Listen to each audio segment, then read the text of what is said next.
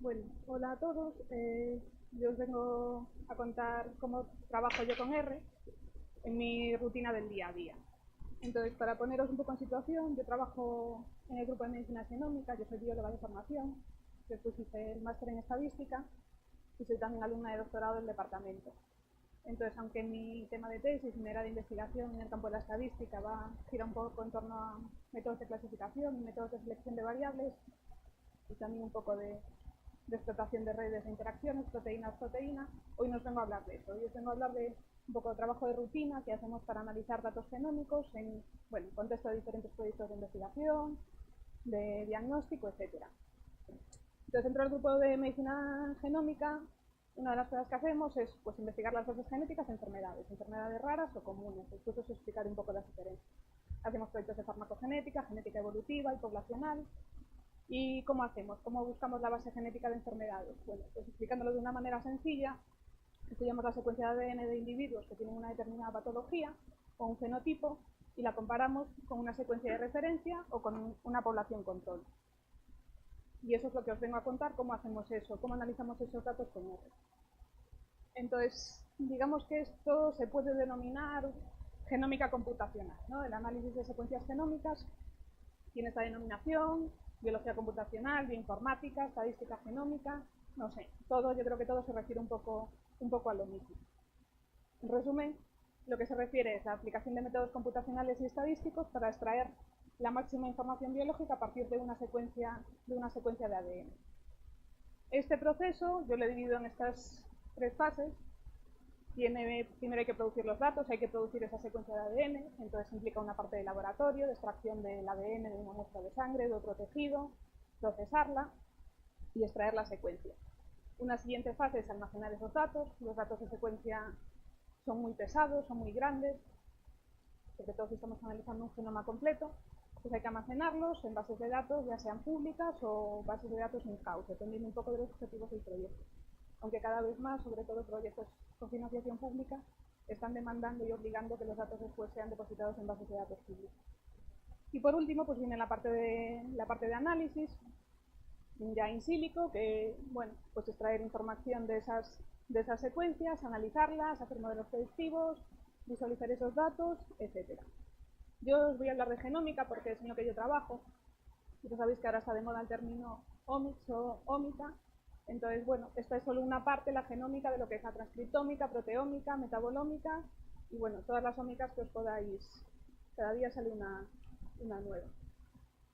Entonces, mi herramienta de trabajo principal es R y sobre todo, no sé si lo conocéis, un repositorio que no es solo repositorio de paquetes de R, pero principalmente que es Bioconductor. Bioconductor es un proyecto de software libre que proporciona herramientas principalmente para el análisis de datos genómicos, no solo DNA, también RNA y otros tipos de datos. La mayoría de los paquetes sí que están en R, aunque no exclusivamente, y a fecha creo que ha salido el día 18 una nueva versión, creo que salen 2 versiones cada año, pues estos son los números que tiene. Más de 1000 paquetes de software propiamente dicho, paquetes que incluyen datos de experimentos, y un montón de paquetes que es casi tan importante como los proyectos de software para nuestro trabajo, que son paquetes con anotaciones biológicas, que lo que nos van a ayudar es a poder caracterizar esa secuencia de ADN y extraer toda la información biológica posible. Entonces, dentro de las funcionalidades que tiene Bioconductor, bueno, pues tiene esos paquetes de software, tiene métodos estadísticos y gráficos para analizar esos datos genómicos, que tienen la peculiaridad, algunos de esos datos, que tienen formatos específicos. Pues son extensiones BAM, VCF, BET, que son exclusivas de datos genómicos. Tiene también la peculiaridad de que todos los paquetes que están depositados en Bioconductor tienen unas viñetas, creo que es uno de los requisitos para poder depositarlo ahí, muy intuitivas, muy visuales, donde puedes reproducir la workflow perfectamente. Casi todos tienen también una base de datos sobre la que poder practicar esa workflow. Como os decía antes, como hay muchos proyectos que obligan a tener los datos depositados en bases de datos públicas, es muy fácil acceder a esos datos. Y lo que comentaba antes, las anotaciones, que esto es fundamental, pues conexiones a bases de datos de biología, miles de bases de datos donde podemos ir anotando nuestros datos. ¿En qué fases está dividido, digamos, el análisis de datos genómicos? Bueno, pues tiene una parte de manipulación, que no sé qué porcentaje del tiempo es el que ocupa, pero el 80 o el 90% probablemente, que es manipular esos datos, cambiarlos de un formato a otro, hasta encontrar el formato con el que nosotros tenemos que trabajar. Pues esos archivos van, después se convierten en unos archivos VCF, los cruzamos con unos archivos BES y extraemos la información que nosotros queremos. Tenemos por otro lado un archivo que es más flexible para trabajar en R, que son data frames de grandes dimensiones, después os voy a explicar un poco. Y bueno, pues integrar esos diferentes tipos de archivos. Las anotaciones que vengo repitiendo y otro aspecto muy importante del trabajo con datos genómicos es que vamos a trabajar con muchas variables que son cadenas de caracteres, string. Entonces, eso es uno de mis quebraderos de cabeza, de trabajar con expresiones regulares para poder hacer subsets y filtros, etcétera. Pero bueno, si vais a trabajar con este tipo de datos, tenéis que estar dispuestos a hacer esto y no siempre es fácil, porque os podéis imaginar, trabajamos con texto y con anotación de bases de datos muy diferentes, cada una está en un formato distinto y los quebraderos de cabeza que supone estandarizar todo eso. Y por último, bueno, pues análisis, digamos, más propiamente estadístico, que va desde estudios de asociación, modelos de predicción de riesgo, análisis de enriquecimiento y pues otros análisis estadísticos que son específicos, digamos, para datos genéticos, como la estimación de haplotipos, datar una mutación, etc. Respecto a paquetes de R, pues estos son, digamos, mis imprescindibles. Yo casi cada script con el que trabajo, este es el comienzo de mi script. Entonces estos son Biomark, es una pasada para hacer anotaciones, es decir, yo por ejemplo tengo un listado de genes y a través de Biomark yo busco información ese gen, en qué tejido se expresa, en qué parte de la célula se ubica, a qué enfermedades está asociado ese gen, lo que se me ocurra. Me lo cruzo con diferentes bases de datos y obtengo toda esa información de un listado de genes, por ejemplo. Destacar también, yo porque trabajo en genética humana, pero estas anotaciones las encontramos para cualquier organismo. Y después, pues básicamente paquetes para manejo de datos. Yo trabajo mucho con listas porque trabajo con data frames muy grandes, pero todos con el mismo formato. Entonces, pues estos son mis paquetes de rutina que permiten trabajar también con strings, con cadenas de caracteres y manipularlos. La manera en la que se producen esos datos genómicos, pues digamos que hay dos tecnologías. Yo repito, voy a seguir hablando de ADN porque es lo que yo conozco y es con lo que yo trabajo. La manera de producir estos archivos con los que trabajamos principalmente son dos, mediante arrays y mediante NGS o Next Generation Sequencing o ultrasecuenciación. Entonces, la diferencia entre uno y otro es que el array lo que busca, nosotros digamos que lo diseñamos a priori, entonces localizamos unos marcadores que a nosotros nos interesan, distribuidos a lo largo del genoma y obtenemos, digamos, la secuencia de ADN en esas posiciones concretas. La ultrasecuenciación, por el contrario, hace un rastreo de toda la secuencia. No quiere decir que sea el genoma completo, puede ser el genoma completo, el exoma, que es solo la región codificante, o un conjunto de genes de nuestro interés, pero hace el rastreo de toda esa secuencia que nosotros le decimos. Que usemos una tecnología u otra va a depender de muchos factores, de para qué esté diseñado el estudio, del coste, pues, a ver, no me atrevo a decir precios, pero a lo mejor el diseño de un array por muestra puede estar en 50 euros, en cambio, secuenciar un exoma sobre 1000 euros hoy en día. Entonces, bueno, está claro que el coste es un factor importante. El preparado de las muestras, el preparado de muestras para otra secuenciación es más complejo, las muestras tienen que tener unas condiciones muy específicas. Entonces, bueno, depende de muchas cosas. Y el formato de salida también va a ser diferente. De ahora vamos a ver unos ejemplos, entonces ya no me paro aquí. Pero para que os hagáis una idea, estas son las dimensiones de los data frames que vamos a tener.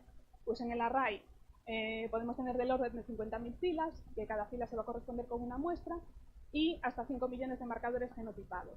En el caso de NGS vamos a tener un archivo por muestra, y por cada muestra vamos a tener un archivo con unas 50.000 variantes en filas, y el número de anotaciones puede variar, pero en torno a 200. Entonces este es el ejemplo, este es el resultado de salida de un array, donde ya veis, en filas tenemos las muestras y los marcadores que forman parte del array, y estos son los genotipos para esa posición. Y estas son, como os decía antes, las dimensiones habituales de ese archivo. Esta es una salida directa donde tenemos las bases de ADN directamente, otros arrays de otras casas comerciales o por el software que genera los datos, los puede codificar de otra manera. Eso es, bueno, nos da igual, porque después este archivo además lo tenemos enlazado, tenemos, digamos, unos archivos auxiliares o suplementarios, donde nosotros vamos a tener información complementaria de la muestra, si es un caso, si es un control, podemos tener variables clínicas que incorporaremos al análisis, y vamos a tener otro archivo suplementario con información de esos marcadores, que también, dependiendo del análisis que queramos hacer, pues a lo mejor solo queremos buscar marcadores que están en un gen concreto o la razón o el análisis que esté. Estos son dos ejemplos de publicaciones recientes realizados con arrays. Bueno, el primero exclusivamente con arrays, y para que os hagáis una idea de las dimensiones, pues aquí fenotiparon 8 millones de variantes en ese número de casos y controles. Otro que acaba de salir ahora este verano, en el estudio de la diabetes tipo 2, que es uno de los enfermedades más estudiadas como modelo de enfermedades complejas.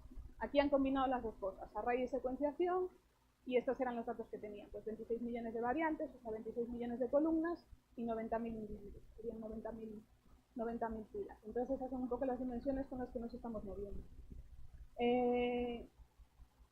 Lo que solemos hacer, o el análisis más habitual producido, o sea, para lo que se producen los arrays es para estudios de asociación de todo el genoma, o GWAS. No sé si lo conocéis.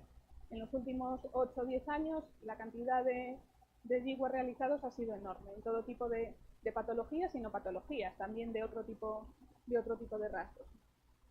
Entonces, en R, bioconductor o no bioconductor, porque como veis ahí no todos están depositados en bioconductor, alguno ni siquiera está subido al TRAN. Hay un montón de paquetes donde ya está incorporada, digamos, toda la pipeline. Esto tiene una rutina muy concreta, un estudio de asociación, pues que hay que integrar los datos, tiene un control de calidad muy específico.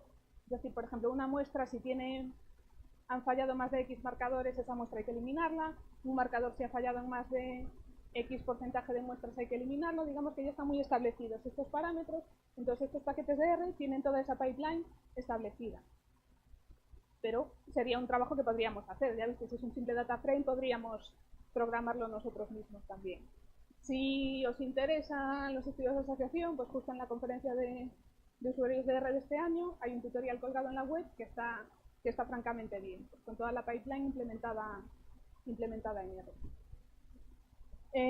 El resultado de un estudio de asociación, pues todos esos marcadores lo que hacemos son test de asociaciones individuales y obtenemos un p-valor y un o-ratio para cada uno de esos marcadores. Después, con esos resultados podemos hacer muchos análisis complementarios, por ejemplo, implementar Genetic Risk Score, scores de riesgo, o hacer análisis de enriquecimiento, ordenamos los marcadores por p-valor, los más significativos, y tratamos de ver si esos marcadores más significativos, pues hay un enriquecimiento de lo que sea, pues genes que están localizados en determinada región de la célula, genes que se expresan en determinado tejido. Como tenemos todas esas bases de anotaciones, podemos anotar esos marcadores para un montón de cosas y buscar si hay enriquecimiento de determinados términos. Y se pueden utilizar otro tipo de aproximaciones. Pues, por ejemplo, implementar otras técnicas como regresión penalizada, y esto formó parte de mi proyecto fin de máster. Entonces, bueno, estos son simplemente unos ejemplos de código real que yo utilizo, pues, por ejemplo, hacer un análisis de enriquecimiento con unos resultados que yo he obtenido de un cierto trabajo. Pues esas son las librerías que os comentaba antes, las librerías de anotaciones, y hay librerías que ya tienen implementado el análisis de enriquecimiento, que no deja de ser más que un test hipergeométrico, que podríamos implementar fácilmente, no tiene ninguna complicación. Pero como la librería está conectada a bases de datos de anotaciones, nos ahorramos todo ese paso de manipulado de datos. Pero realmente nos facilita mucho las cosas. Esto es un ejemplo, pues ya no es, digamos, una pipeline típica con datos genéticos de un estudio de GWAS, sino que nosotros decidimos pues, aplicar regresión penalizada para seleccionar los marcadores más interesantes para hacer un score de riesgo. Pues también, ya veis, no dejan de ser variables que podemos codificar como aditivas, 0, 1, 2, sin ningún problema. Esto en cuanto a arrays. La otra tecnología que nos produce datos genómicos es la tecnología de ultrasecuenciación o Next Generation Sequencing, y esta ya es un poco más compleja, la producción de datos. Aquí podemos dividir el análisis en tres partes. El análisis primario sería el secuenciador, nos genera unas lecturas. El análisis secundario tenemos que filtrar esas lecturas, alinearlas frente a un genoma de referencia, llamar a las variantes de esa secuencia, y un análisis terciario, que digamos ya es un poco más estadístico. Tenemos ese listado de variantes y a ver qué queremos hacer con ello. El análisis primario, tenemos esos formatos específicos de datos que son específicos para datos genómicos y es un análisis que, por ejemplo, en nuestro laboratorio no se realiza con R. Sí, me pasa muchísimo, ¿verdad? Vale. Decir que, por ejemplo, nosotros no lo realizamos con R, hay un bioinformático que lo realiza con otros programas, KTK, me pierdo ya, Bantools, DevTools, pero que en bioconductor también está implementado, o sea, se podría hacer con R. Y hay el análisis terciario, que es la que se generan unos data frames con variantes, y ese análisis es el que sí que podemos trabajar con R, porque son listados, no dejan de ser tablas de datos. Entonces este es un ejemplo, similares a las otras, simplemente con la diferencia es que aquí se genera un data frame por muestra, en filas las variantes y en columnas las anotaciones de esas variantes. Entonces, como tenemos un archivo por muestra, la manera más fácil, o por lo menos yo como trabajo con estos tipos de archivos, es generando listas. Entonces, el paquete plir y deplir me facilitan mucho la vida. Entonces, lo único que tengo que asegurarme es que todos esos archivos tienen el mismo formato, que las columnas tengan los mismos nombres de columnas, y ahí repito la misma operación para todos los archivos.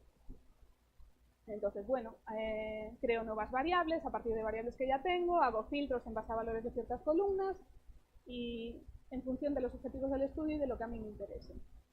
Este es otro ejemplo de cómo usamos la base de la librería Biomar que os contaba antes para hacer anotaciones. Pues yo tengo unos códigos de genes y lo que quiero es la longitud del gen. Pues voy a esa base de datos, le meto el listado de genes y me saca las longitudes.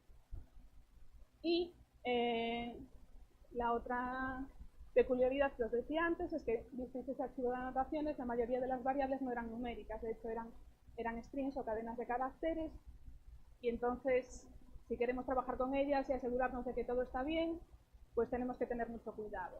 Y los formatos a veces no está simplemente el nombre del gen, sino que está siempre el nombre del gen con otra anotación entre paréntesis, etcétera. Aquí hay que pelearse mucho.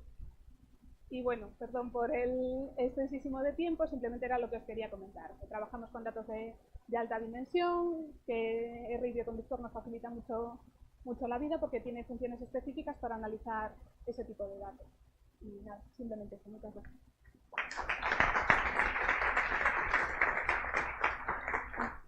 Gracias, Pilar. Bueno, una pregunta rapidísima.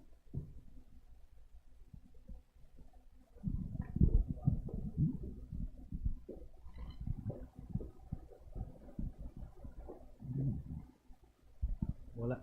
Nada, en primer lugar me gustaría poner en valor lo que hiciste, todo eso, porque básicamente yo una vez tuve que lidiar con una base de datos de genes y me volví loco intentando interpretar qué significaba cada cosa. Entonces, una cosa que a mí me pareció un poco extraño, porque yo me dediqué a googlear, y lo primero que intenté hacer es ir al CRAN. Y una cosa que me resultó extraña es que casi todo lo relacionado con genética y todo esto está fuera del CRAN. ¿Sabes por qué? ¿O tienes alguna intuición o algo? ¿Pero a qué te refieres? ¿Que está en gran y no está en bioconductor o no entiendo? Sí, que, o sea, la mayoría, por lo menos cuando en mi experiencia, me di cuenta que había muchas de las cosas que no estaban disponibles en que CRAN. no estaban. Sí. Mira, por ejemplo, uno de los paquetes que puse para la pipeline de GWAS, fui a la publicación y estuvo en CRAN. Lo quitaron el año pasado y, bueno, cuando especifiqué las razones de CRAN era que no habían respondido a la respuesta daba ciertos mensajes de error del paquete, se habían puesto en contacto con los desarrolladores y no habían respondido. Entonces yo presupongo, no lo sé, pero si muchos paquetes se han subido o no se han subido, o se han subido y han desaparecido, o no se han subido, es por cómo está un poco el tema del mundo de la investigación. Es decir, a lo mejor una persona desarrolla un paquete porque forma parte de su proyecto de máster o porque está contratada por un proyecto y después se desvincula totalmente de ese, digamos, de ese proyecto. No lo sé, es una hipótesis que tengo. Otra hipótesis es verdad que cada vez más en el área de la genómica se está usando mucho los repositorios de GitHub. Entonces no sé si es por comodidad, porque es mucho más flexible o no tiene tantos requerimientos como para subirlos al CRAN, pero encuentras ahí los desarrollos últimos que están saliendo, los depositan directamente en GitHub. No sé si después los van a subir a CRAN o no, pero es más fácil que los encuentres ahí que en otros sitios.